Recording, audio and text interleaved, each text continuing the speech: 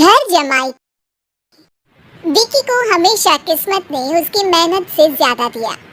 पैदा हुआ एक बड़े घर में, मुंह में चांदी की चम्मच लेकर, और शादी भी की एक उससे भी बड़े घर में, सोने की चम्मच मुंह में लेकर। उसे मेहनत करने का शौक नहीं था। एक शौक था, वो भी घटिया शायरी करने का। उसकी हर बात शायराना ही होती थी। जैसे कि एक दिन, दूर से देखा तो चांद पे दाग था, दूर से देखा तो चांद पे दाग था, पास से देखा साबुन का छाप था। ठोको ताली। अरे ऐसी शायरी करोगे तो ताली तो पता नहीं कोई तुमको ही ठोक देगा। शायरी वो बिल्ली है जो किसी का भी रास्ता रोक दे, और क्या मैं किल हूँ जो कोई मुझे ठोक दे। मुझे तो आपसे बात ही नहीं करनी। मैं निकला था गाड़ी लेके, लेकिन दौड़ के जा रहा हूँ।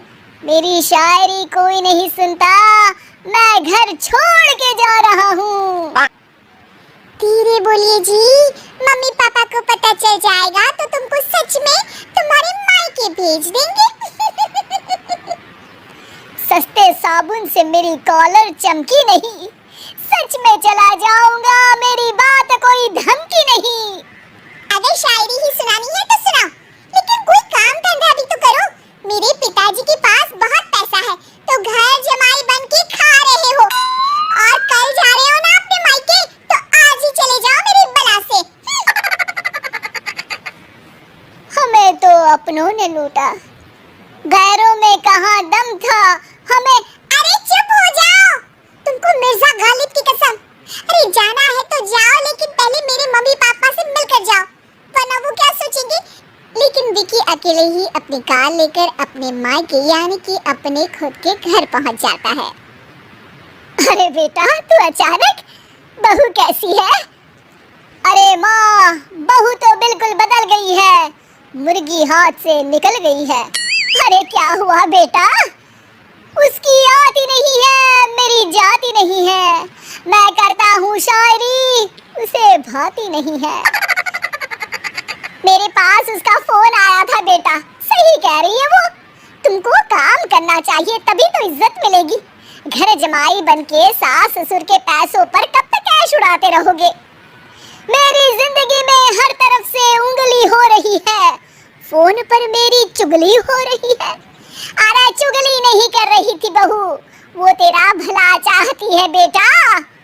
सूखे हुए कपड़े को भी गीला कह रहे हैं लोग, चुगली करने को मेरा भला कह रहे हैं लोग। ठोको ताली।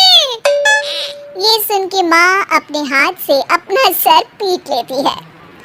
अरे माँ, ताली की जगह माथा क्यों ठोक रही हो?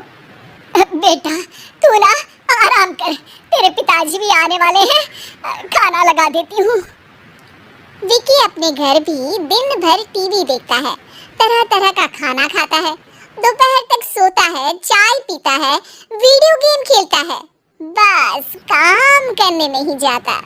घर में नौकर चाकर है तो बिस्तर से हिलने तक की जरूरत नहीं पड़ती।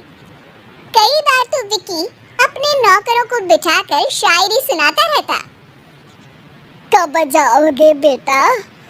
अरे कैसी बात कर रहे हैं डैडी, क्या आप मेरे फादर नहीं?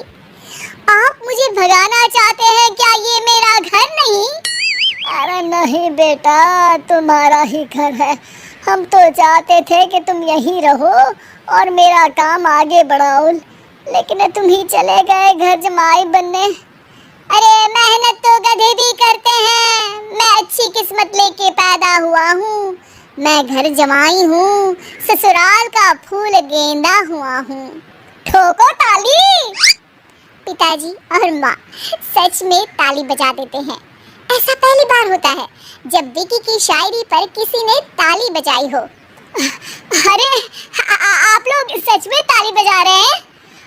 हाँ बेटा, तुम्हारे ससुर का फोन आया था, बोला जब तक घर जमाई जी कोई काम ना करने लगे हमारे यहाँ मत भेजना।